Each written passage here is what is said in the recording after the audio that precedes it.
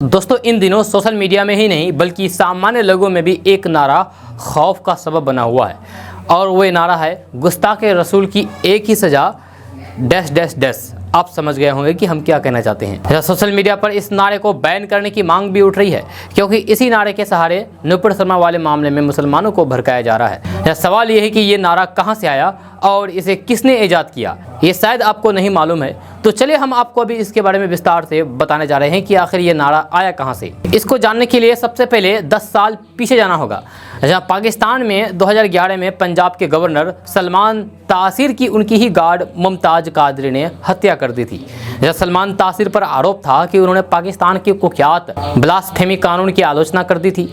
जहां सलमान तासीर की हत्या के बाद पाकिस्तान में एकदम से राजनीतिक भूचाल आ गया था। इसी समय में एक मौलाना काफ़ी चर्चा में आया जिसका नाम था खादिम हुसैन रिजवी।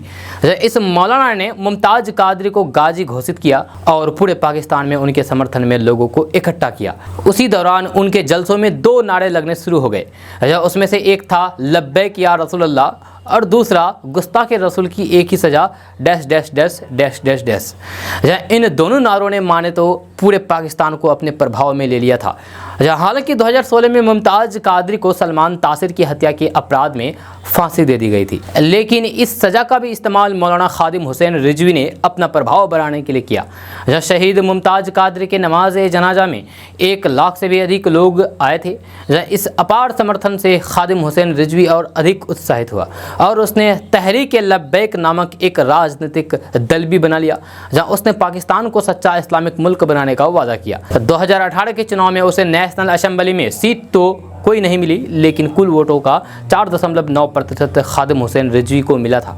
जब पंजाब और सिंध के असेंबली इलेक्शन में भी उसे लगभग इतने ही वोट मिले। पहली बार में मिली इतनी राजनीतिक सफलता से पूरे पाकिस्तान में खादिम हुसैन रिजवी चर्चा में आ गया। पाकिस्तान का सौभाग्य कहिए या फिर दुर्भाग्य कि राजनीतिक पार्टी बनाने के 2 साल बाद ही नवंबर 2020 में खादिम हुसैन रिजवी संदिग्ध रूप से बुखार में मर गया, लेकिन उसने सर तन से जुदा वाला नारा दे दिया। जब वह न केवल पाकिस्तान में बल्कि भारत में भी सभ्य समाज के लिए एक बड़ा संकट बन गया है। या टीवी पर नुपुर शर्मा का बयान हो या फिर उससे पहले यति नरसिंहानंद द्वारा उठाए गए सवाल हो, जब उनके विरोध में मुसलमानों द्वारा जितने भी प्रदर्शन हुए उन सभी प्रदर्शनों में खुल करके सर तन से जुदा के नारे लगाए गए। जब मुसलमानों ने इस नारे को ऐसे अपना लिया जैसे खादिम हुसैन रिजवी ने इस एक नारे से मुसलमानों को उसकी सही पहचान दे दिया है। लेकिन अब सोशल मीडिया पर इन नारों को लगाने वाले लोगों के खिलाफ ही कानूनी कार्रवाई करने की मांग हो रही है। मामला नारा तक ही सीमित रहता तो फिर बात नहीं बिगड़ती।